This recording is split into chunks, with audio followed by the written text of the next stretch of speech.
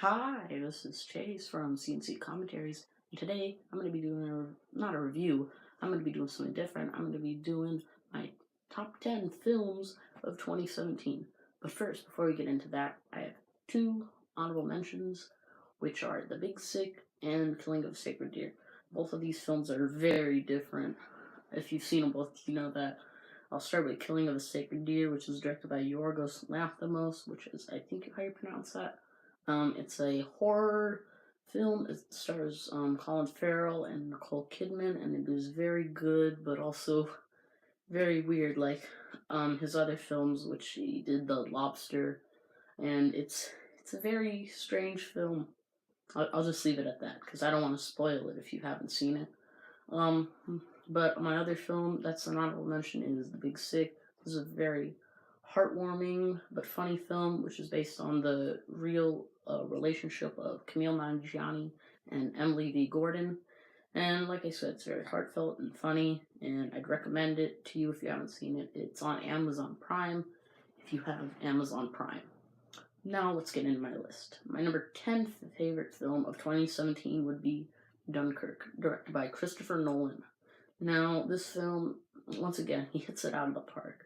This film is great production design, good acting, and it's probably up there in my favorite war films of all time. I don't know where it'd rank, but it's good, and Christopher Nolan usually does a good job. My number 9 favorite film of 2017 would be Thor Ragnarok. Now, this is up there in my favorite superhero movies ever, I would probably think, because director Taika Waititi brings such a unique take, and it's a very funny film. When I was there in theaters, I was laughing at so many things, and it was just a great film, and I can't wait to get it on DVD so I could rewatch it and relive all the laughs again. My number 8 favorite film would be a film I didn't know anything about before, but then when it came out, I heard good stuff about it, so I went and saw it, and that would be I, Tonya, also based on a true story about Tonya Harding. It's a really funny film, but also touching in some places. Margot Robbie does a great job, so does Allison Janney, but you also have a great job done by Sebastian Stan, and this is just a very good film, and I'm excited to see what I'll think about it over a course of time, because it could go up on my list, and this is a film, like I said, I was not expecting anything from, because I didn't even hear about it when it was originally coming out. Okay, and my number 7 film would be Three Billboards Outside Ebbing, Missouri. Now, this is a film I was very excited about, because I had liked Martin McDonagh's previous 2 films that he did. But you also have Frances McDormand, Sam Rockwell, Woody Harrelson, all doing amazing job. And it's a very good film that I would have to recommend. My number 6, I think we're on 6. My number 6 favorite film of the year would be Lady Bird, the directorial debut of Greta Gerwig, starring Saoirse Ronan. Great coming of age film, very funny. Highly recommended if you haven't seen it. Like I said, it's great. Saoirse Ronan does a great job.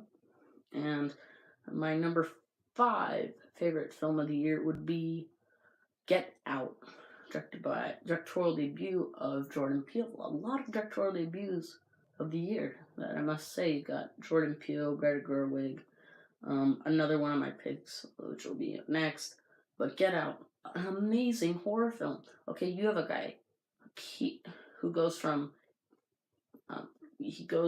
Key and Peele to this amazing horror film, which is incredible. Okay, he goes from doing comedy to this. I'm very excited to see what he does in the future.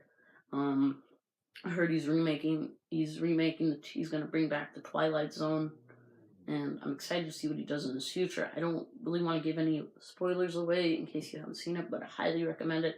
An amazing horror film. Gets better on rewatches, I think. My number 4 film would be Disaster Artist.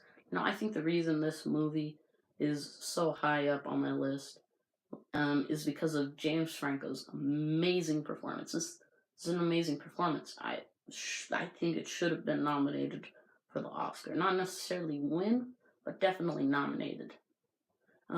This movie, it's based on The Room, which if you don't know, The Room, you should look it up.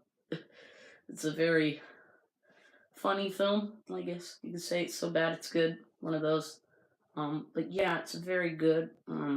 Dave Franco also does a good job as Greg Sestero, and it's a very funny film that I can see myself watching many times over. My number 3 favorite film of the year would be The Shape of Water. Beautifully done by Guillermo del Toro, starring Sally Hawkins, and this is a movie that provides a sense of wonder, mystery, heartfelt moments, beautiful creature design done by Guillermo del Toro for the creature, based on like Creature of the Black Lagoonish. This is just a very beautifully done film by Guillermo del Toro, probably my favorite of his films, and it is just amazing. Like I said, I would recommend it. Go see it if you haven't, if it's still in theaters, but when it comes out on DVD, if you can get your hands on it, highly recommended. Down to my top 2. My number 2 favorite film of the year, which was kind of edging out between my number 1, they were kind of like interchangeable, but I think there's a reason why my number 1 just barely beat it, but my number 2 would be Logan. Amazingly directed by James Mangold. Great job by Hugh Jackman. But I think the reason this movie is so amazing is because of the R rating. I don't think it'd be that good without the R rating. Because of the R rating, you're able to get into the nice grittiness of the movie. You're gonna have the blood, you're gonna have the swearing, you're gonna have all of it. And I think this is probably up there with The Dark Knight in terms of best superhero movie of all time, and it's just amazing. It's a great send off for the character and all that. But my number 1 favorite movie of 2017 would be Baby Driver. Now, like I said, it was kind of interchangeable between Baby Driver and Logan, but I think the reason that it edged out over Logan is because of the amazing soundtrack. Now, I got the soundtrack on vinyl, and it's just something, if I'm bored, I'll put it on and listen to it. It's a great soundtrack. It's an amazing cast. Edgar Wright has done no wrong, in my opinion. He is a great filmmaker. Always excited to see what he does when his films come out. And, it's just great action, great music, great performances by everybody, and just it's good on rewatches. If you haven't seen it, I'd recommend it. That was my top 10 list. Thanks so much for watching. Bye.